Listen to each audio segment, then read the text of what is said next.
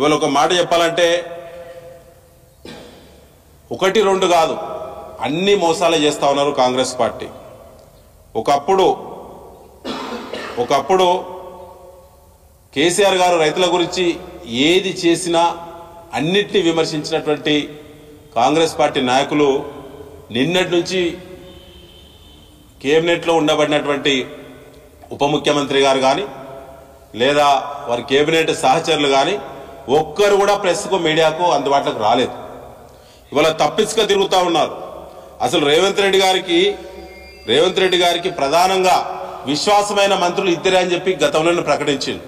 పొంగులేటి శ్రీనివాసరెడ్డి గారు, అదేవిధంగా దుద్దిల శ్రీధరబాబు గారు ఇద్దరు ప్రకటించినటువంటి కేబినెట్ వివరాలు మాత్రమే అధికారికంగా తీసుకోవాలని చెప్పి గతంలో ముఖ్యమంత్రి స్వయంగా చెప్పిన విషయం మీ అందరికీ తెలుసు. ఇవాళ ఇద్దరు కూడా నిన్న ముఖం చాటేసి తప్పించుక తిరుగుతూ ఉన్నారు. పొంగులేటి గారు నిన్న కేబినెట్ వివరాలన్నీ కూడా తెలియపరుస్తారని చెప్పి మీడియాకు లీకులు ఇచ్చిన తర్వాత కూడా ఇవాళ వారు ఎవ్వరు కూడా నిన్న కేబినెట్లో వారి కేబినెట్ సహచరులే మేము ఊళ్ళలో తిరగలేము, రైతుల యొక్క ఒత్తిడి భరించలేము, ల్యాండ్ ఆర్డర్ ప్రాబ్లం వస్తుంది, ఇప్పటికే రైతాంగం సగం రుణమాఫీ బోనస్ ఎగ్గొట్టడం ఇవన్నిటి పట్ల కూడా రైతులు తీవ్రమైన కోపంతో ఉన్నారు, యూరియా కొరత ఉన్నది, డిఏపి అందుబాటులో లేదు, సమీక్షలు ఎక్కడ కూడా లేవు, ఇవాళ వీటి పట్ల రైతులు కోపంగా ఉన్నారు. పంటలకు ధరలన్నీ పడిపోయినాయి మార్కెట్లో. కాబట్టి ఇవాళ రైతు భరోసా కూడా ఎగ్గొట్టినా తగ్గించినా మమ్మల్ని తిరగనియరని చెప్పి నిన్న కేబినెట్ మంత్రులు అందరూ కూడా వ్యతిరేకించినా రేవంత్ రెడ్డి మోసగాడు కాబట్టి అబద్ధాన్ని ఎట్లా చెప్పాలనో తనకు అనుభవం ఉన్నది కాబట్టి నిన్న మరొక్కసారి అబద్ధం మోసాన్ని మరొకసారి నిండుగా ప్రకటించిన రేవంత్ రెడ్డి మీద బిఎన్ఎస్ కొత్త చట్టం ప్రకారంగా, పాత చట్టం అయితే 420 పెట్టాలి, కానీ కొత్త చట్టం ప్రకారంగా 318 సెక్షన్ ద్వారా రేవంత్ రెడ్డి మీద చీటింగ్ కేసు పెట్టాలని చెప్పి మేము డిమాండ్ చేస్తా ఉన్నాం. రేపు పోలీస్ స్టేషన్లో స్వయంగా బీఆర్ఎస్ పార్టీ ఫిర్యాదు చేస్తుంది. ఎందుకంటే డిక్లరేషన్ ద్వారా ఈ హామీ ఇచ్చారు. డిక్లరేషన్ అంటే ప్రమాణపత్రం. డిక్లరేషన్ అనేది ప్రమాణపత్రం. ఒక గుర్తింపు గల రాజకీయ పార్టీకి డిక్లరేషన్ అత్యంత ప్రాధాన్యత గల ఒక రైటింగ్లో అందుబాటులో ఉండే ఒక డాక్యుమెంట్ అది. ఇవాళ ఆ ప్రమాణ పత్రాన్ని తనే అవమానపరిచి మోసం చేసి ఇవాళ డిక్లరేషన్ అనే పదాన్ని నిర్వచనాన్ని మార్చినటువంటి రేవంత్ రెడ్డి మీద బిఎన్ఎస్ 318 సెక్షన్ ప్రకారంగా కేసు నమోదు చేయాలని చెప్పి బీఆర్ఎస్ డిమాండ్ చేస్తూ ఉన్నది. ఆనాడు రేవంత్ రెడ్డి గారు ఏం మాట్లాడిన మన వరంగల్ సభలో, ఇవాళ ఏం మాట్లాడిన ఒక్కసారి మీడియా ద్వారా రైతాంగాన్ని చూడాలని చెప్పి కూడా నేను మరొకసారి విజ్ఞప్తి చేయడం జరుగుతూ ఉన్నది.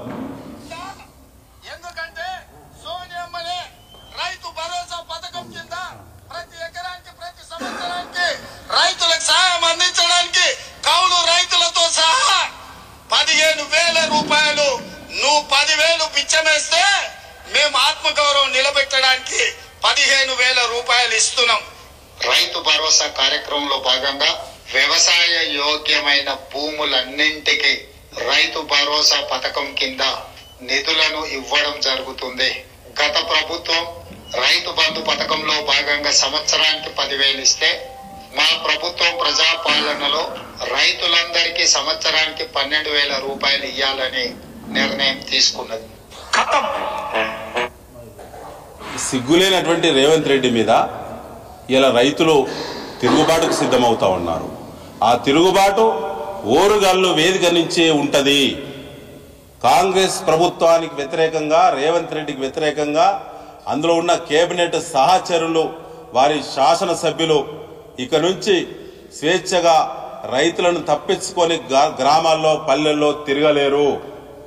ఏ వర్గాన్ని మోసం చేసినా వేరు, కానీ ఇవాళ ఏం చేసిళ్ళు, ఇలా సమాజానికి అన్నం పెట్టేటువంటి రైతును అది కూడా ఆశలలో ముంచి అనేక వాయిదాలు పెట్టి, దీపావళి, సంక్రాంతి, ఉగాది, దసరా వాయిదాలు పెట్టుకొచ్చి ఇవాళ ఎకరాకు 17,500 రూపాయలు బాకీ పడ్డాడు రేవంత్ రెడ్డి, కాంగ్రెస్ పార్టీ ప్రభుత్వం, గెలిచినటువంటి కాంగ్రెస్ పార్టీ ఎమ్మెల్యేలు.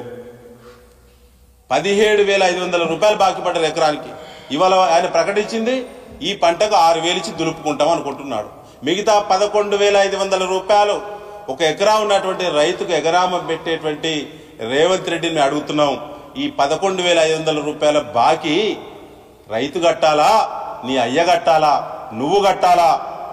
ఆత్మవిమర్శ చేసుకో రేవంత్ రెడ్డి అని చెప్పి ఈ సందర్భంగా హెచ్చరిక చేస్తా ఉన్నాం. కాబట్టి తిరుగుబాటు ప్రతిఘటనలు ఇక మొదలైతే ఓరుగాళ్ళ వేదిక మీద త్వరలోనే ఇక్కడ నిరసన కార్యక్రమాలు తప్పకుండా మా రాష్ట్ర పార్టీ ఆలోచిస్తుంది. ఓరుగాళ్ళు రైతాంగం మరి అందరినీ కూడా ఒక తాటిపైకి తీసుకొచ్చి వారి శాసనసభ్యులు, వారి మంత్రులు, ముఖ్యమంత్రి క్షమాపణ చెప్పి ముక్కు నేలకు రాసేంత వరకు కూడా రైతాంగం వదిలిపెట్టకుండా చైతన్యం చేస్తామని చెప్పి ఈ సందర్భంగా మేము తెలియజేస్తా ఉన్నాం. అయ్యా కౌలు రైతులు అన్నారు, అదేవిధంగా వ్యవసాయ కూలీలకు కూడా 12,000 రూపాయలు అన్నారు. ఇలా వ్యవసాయ కూలీలు అంటే ఎకరం 2 ఎకరాలు 3 ఎకరాల రైతు కూడా పక్క రైతుకు వ్యవసాయం కూలీ పనులకు పోయేటువంటి సంస్కృతి ఇలా మన తెలంగాణ పల్లెలో ఉన్నది. ఇవాళ సన్న చిన్నకారు రైతులందరూ కూడా వ్యవసాయం చేయడంతో పాటు వ్యవసాయ కూలీ పనుల్లో కూడా పోతారు. జాబ్ కార్డు ఉపాధి హామీ పథకంలో జాబ్ కార్డు ఉన్నటువంటి వాళ్ళందరూ ఇలా సన్న చిన్నకారు రైతులకు జాబ్ కార్డు ఎలిజిబిలిటీ ఇచ్చింది కేంద్ర ప్రభుత్వం. అదొక ప్రత్యేక చట్టం ద్వారా. అంటే ఇలా జాబ్ కార్డు ఉన్నటువంటి ఉపాధి హామీ కూలీలందరూ కూడా వ్యవసాయ కూలీలే. వ్యవసాయ కూలీలకు ఇచ్చే సంవత్సరానికి 12,000 రూపాయల పథకం జాబ్ కార్డు ఉన్నటువంటి ప్రతి ఒక్కరికి ఇవ్వాల్సిందే.